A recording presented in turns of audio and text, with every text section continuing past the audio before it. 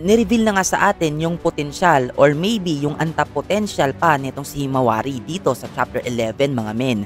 At dahil late na nga tayo sa paggawa ng chapter review, pag-usapan na lang natin itong about nga sa antapotential pa ni Himawari mga men dito nga sa latest chapter.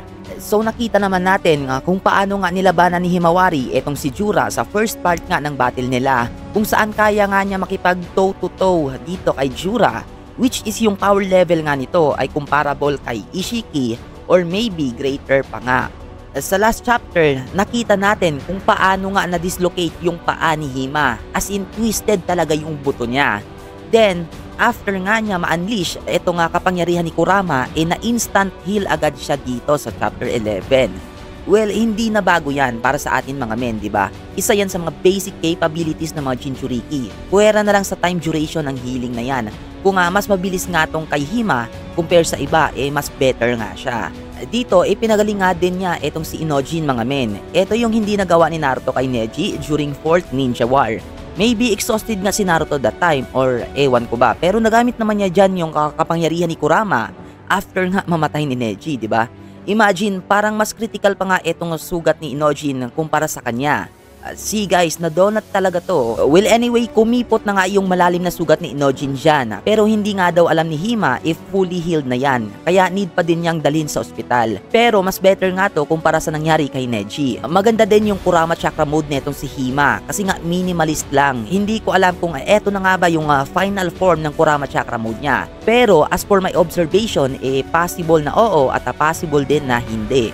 Possible na oo kasi nga vibe sila ni Kurama. Sa form din na to, Ninetales tong gamit niya. Base na nga sa form ng buhok niya. At possible na hindi naman kasi alam naman natin na may ilalakas pa tong si Hima. And the fact na baby pa nga dito si Kurama. Sabihin na lang natin na initial form nga to mga men. Malakas ba tong si Hima? Syempre napakalakas niyan. Binigyan niya tayo dito ng magandang laban kay Jura mga men. At yung matindi pa dito, ginamit niya ang Bijudama on the spot with no proper training or whatsoever mga boy. Si Naruto ilang beses sinubukan to para magawa lang ng tama.